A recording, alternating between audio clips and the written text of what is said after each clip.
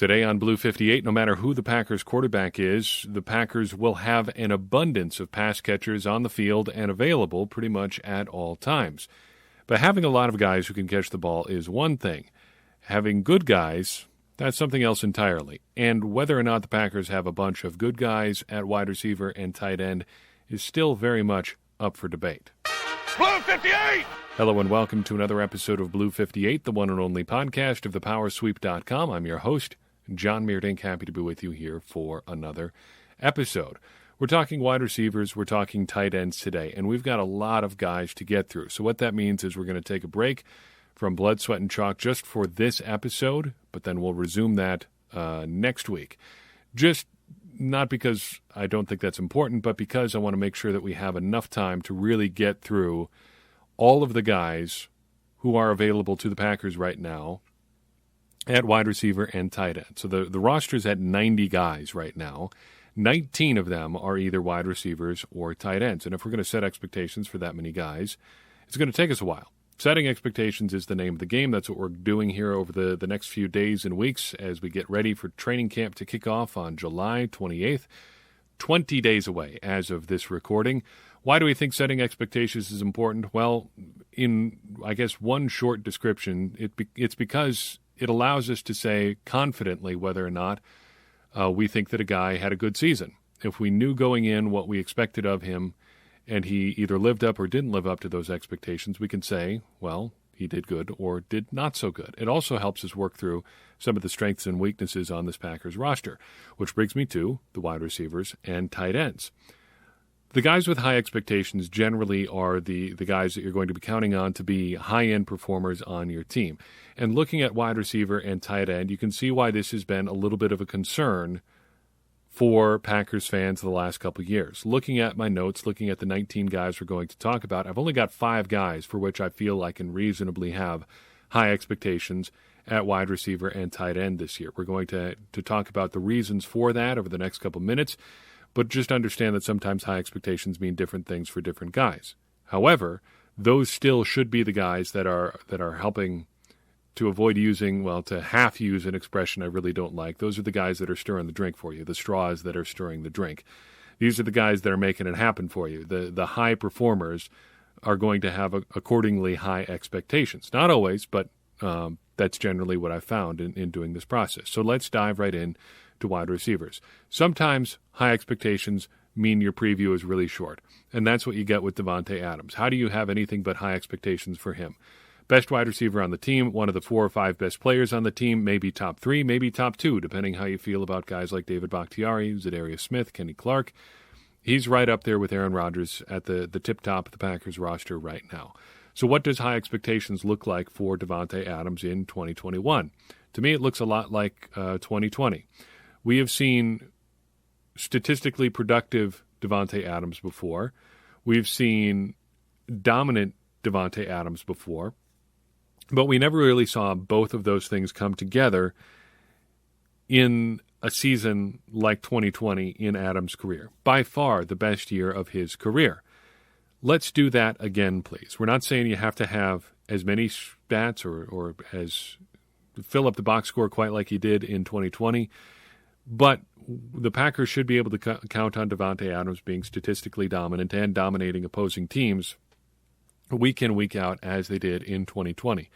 And if Davante Adams has anything to say about it, hopefully he's getting another big contract here before the start of the season, though there has been some back and forth about how realistic that actually is. However, I hope that they get that done if they do indeed want to keep him around. So, Davante Adams, yeah, of course, high expectations, and of course he should still be good in 2021. What about Marquez Valdes-Scantling? I've got him next up on my list, and I think I've got high expectations for him for a couple of reasons. First, high for the team. As far as the Packers go, Marquez Valdes-Scantling might be the most physically gifted receiver on the roster. It's probably him or Allen Lazard, just in terms of, the overall height, weight, speed package. MVS a little bit faster, obviously, than Lazard. Okay, probably a lot faster. Lazard significantly bigger. Both elite athletes, but MVS is probably in a class by himself. The Packers need him to play up to those physical gifts. they've got to have high expectations for him because he's really the only guy like him on the roster. But he has to have pretty high expectations for himself, too, I've got to think, because if he has a big season this year, he's going to make $1 gazillion next spring from the Packers or from somebody else. A 6'3", 6'4", 4.38, 40-yard dash guy who can give you, 75 catches at 20 yards a pop, people are going to be lining up to give him a lot of money. If he can have a season like that, he's going to be, well, he's already probably doing pretty well financially, but he's going to be set for, generational wealth. There's a lot on the line for him this year, and if he can live up to that for himself, if not also for the team, he stands to profit pretty mightily. So what does that look like? I think it comes down to a kind of soft expectation. You can't say, well, I did say 75 catches or whatever. That was just a for instance. But I think more to the point, the stats have to match the hype for MVS. He's got to produce like a guy who's got the physical attributes that he does. If you want to slant things a certain way, you can make him look like he's already doing that. He was amazing at some things last year. If you, manipulate the data a certain way and say, well, among guys with this many targets, he was the only guy who averaged this many yards per catch, and there's only so many guys who had touchdowns of this length and this quantity and things like that. And you could do stuff like that and make him look amazing.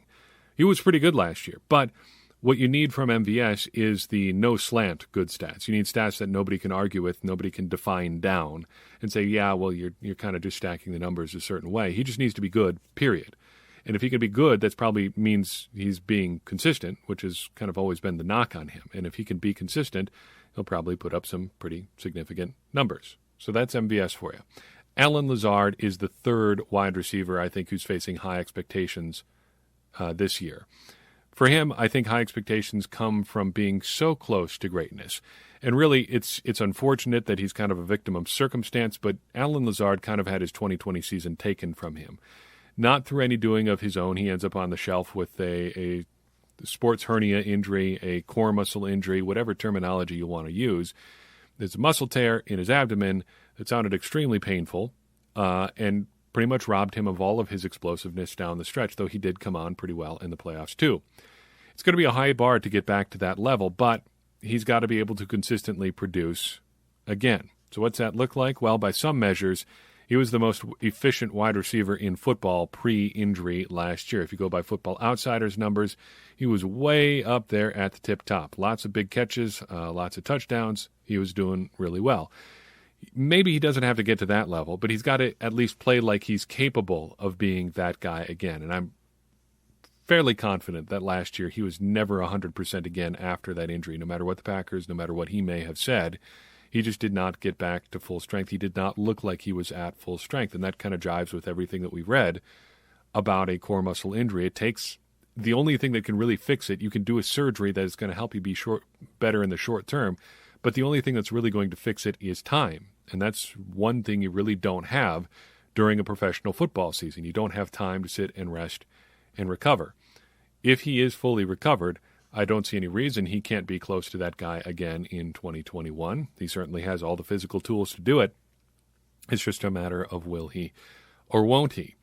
Up next is 2021 third-round pick Amari Rodgers. I'm coming down on a pretty moderate level for him, kind of caught between two extremes. On the one hand, third-round pick, should have pretty high expectations there. On top of that, a third-round pick the Packers traded up for. On the other hand, he's a third-round pick with at least three guys on the depth chart ahead of him.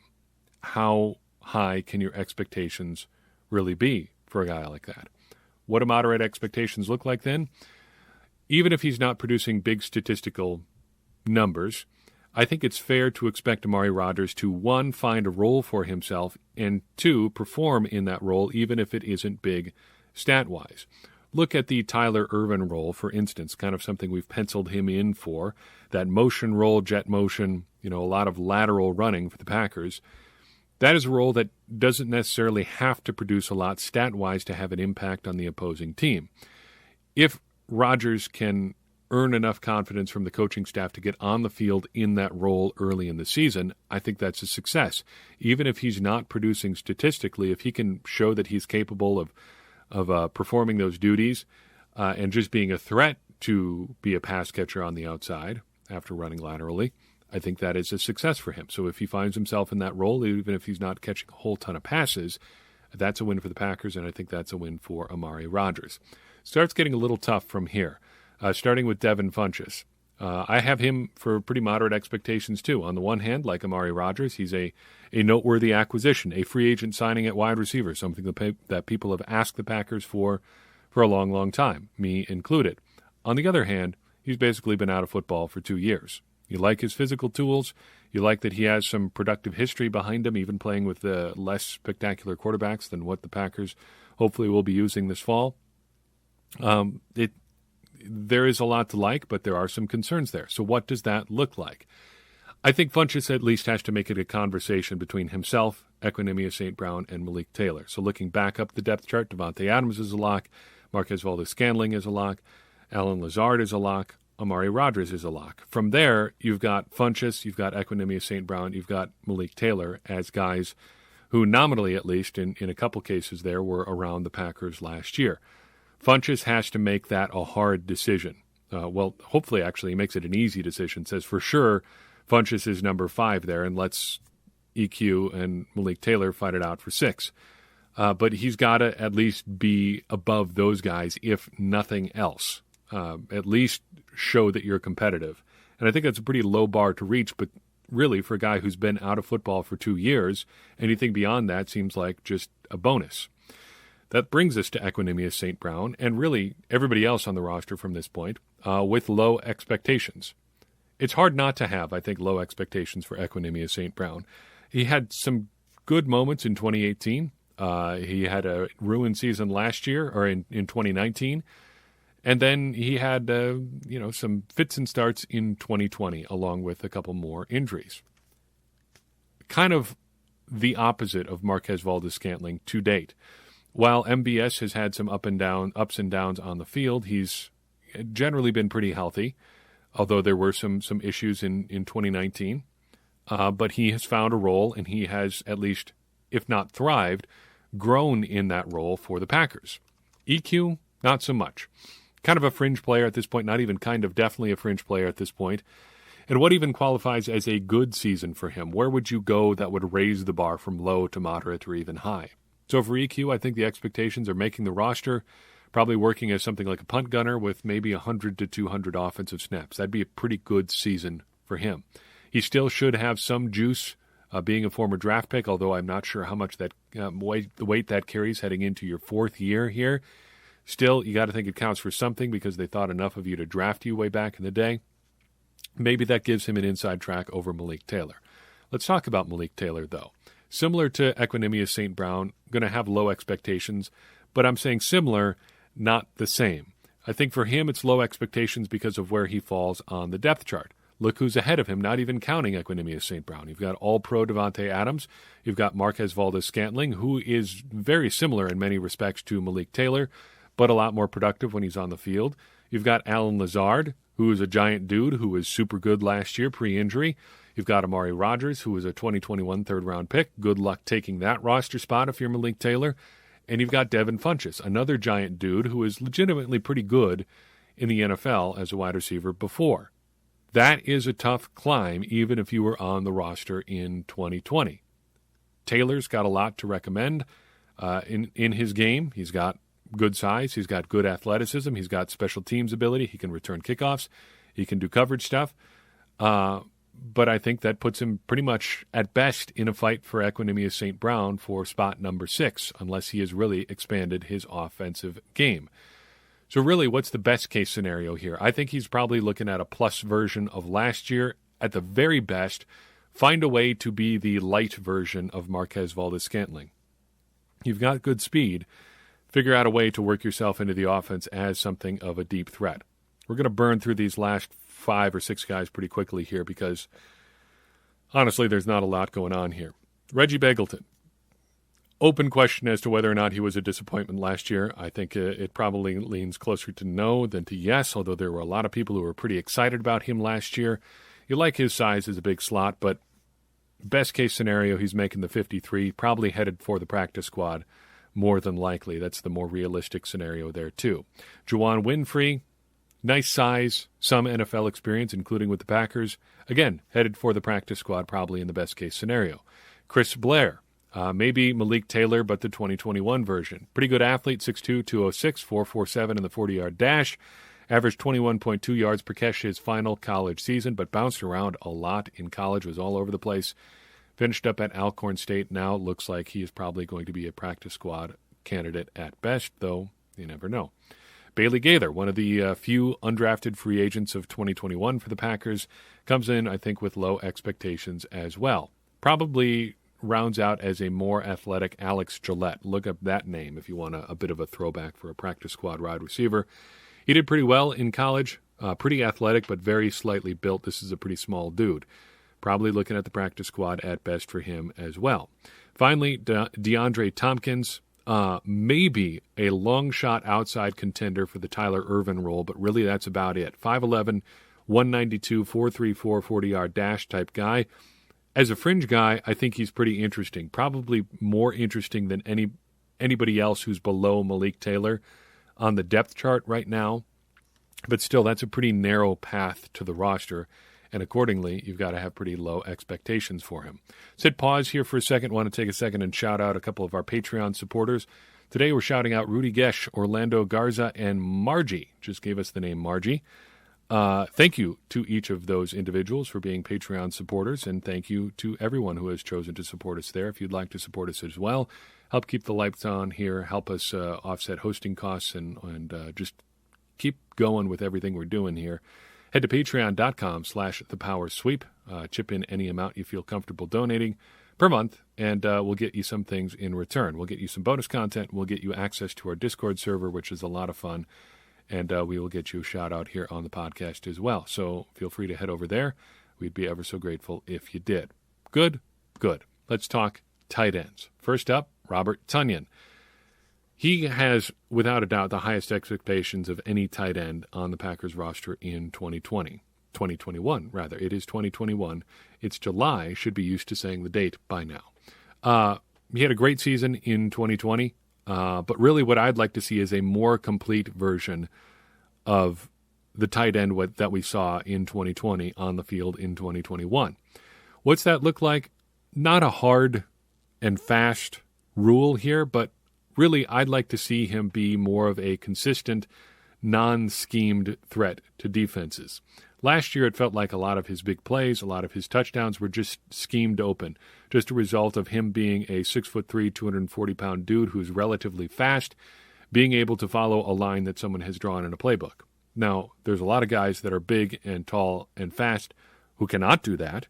How many guys have we heard about who have flamed out of the league because they couldn't master an NFL playbook? There have been a lot of them.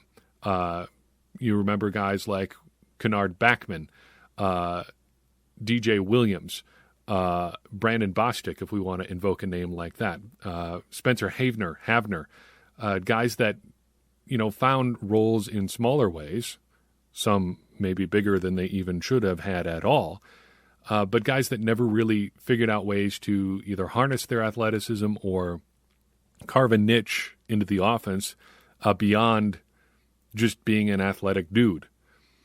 Sometimes it works out, and you have a random multi-touchdown season like Spencer Havner. Sometimes it doesn't work out, and you end up just kind of hanging around for a couple years like Kennard Backman. Robert Tonyan has far outstripped any of those guys, but you'd like to see him take it to the next level. Be more than a guy who's just an athletic big dude in an offense that is very creative and good at getting guys schemed open. Be a real matchup nightmare. Be a guy who can really win one-on-ones. That's going to take him from second-round restricted free agent tender to big money guy in the near future if he can do something like that. And I'm excited because I think he's very capable of doing that, given what we've seen as far as improvement in his game over the years already. Shout-out related to that, one of Ted Thompson's final moves as Packers general manager was to ink Robert Tonyan. Thank you very much, Ted.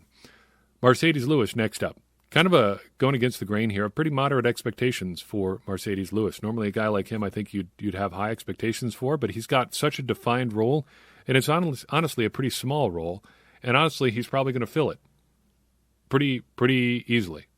Just be a big, hard-blocking dude who occasionally catches check-down passes when nobody's watching him.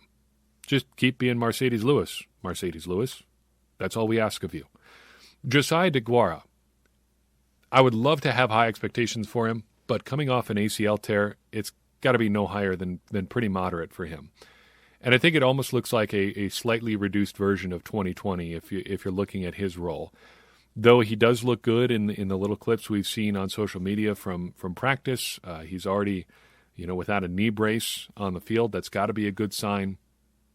I think the Packers are probably going to bring him along pretty slowly, and he's going to be a guy that finds a bigger and bigger role as the season goes on. Kind of like a guy like Dominique Dafney did last year, but a really good athlete, and a guy who's probably got more experience in that role than Dafney did coming into the Packers last year. I don't think he's going to be a big contributor early on, maybe in the entire first half of the season, but I think he'll get worked in, and there's a lot of athleticism there and some pretty good size for the role they're going to have him playing, so I think he will probably ultimately be pretty successful. Dominique Dafney up next, pretty low expectations. He is the low expectations version of Josiah DeGuara. Look, a good athlete, a guy who can do a lot of things, but the Packers aren't going to count on him for a whole lot. So what's that look like for him in 2021? Probably a lot like 2020, but maybe slightly more opportunities. And depending on what happens with this next guy, there may be more opportunities to be had sooner rather than later. The next guy up I'm talking about is Jace Sternberger. Other than Robert Tonyan, he is the only guy for whom I have high expectations in the tight end group. Why is that? Couple reasons. First, former third-round pick. Packers thought enough of you to take you in the first 3 rounds. That counts for something. Second, he hasn't really shown anything to this point in his career. As a result, it is put up or shut up time. And given that he's going to be starting the year with a 2-game suspension, he's going to have to put it up pretty quick and pretty fast. What does that look like then? Well, he's going to have to come back from that suspension firing on all cylinders. There's going to be no breaking in period if the Packers stick with him beyond that suspension, and they've given every indication that they are going to do so, at least to this point. Then find a real, actual role. At this point in your career, Jace Sternberger, what are you exactly? Are you a Robert Tonyan, a smaller size but still movable piece at tight end, who's a little bit more than an H-back but not quite a wide receiver? Are you a Marcedes Lewis? You're just going to line up with your hand on the ground, like the classic, what the film junkies online always call the Y tight end.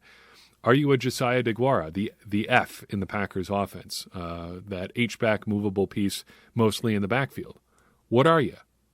Just find something and grow into it and contribute in a meaningful way, because the Packers have picked up undrafted free agents in Robert Tonyan and Dominique Dafney, who've been able to find those roles a lot quicker than Jace Sternberger, the former third-round pick.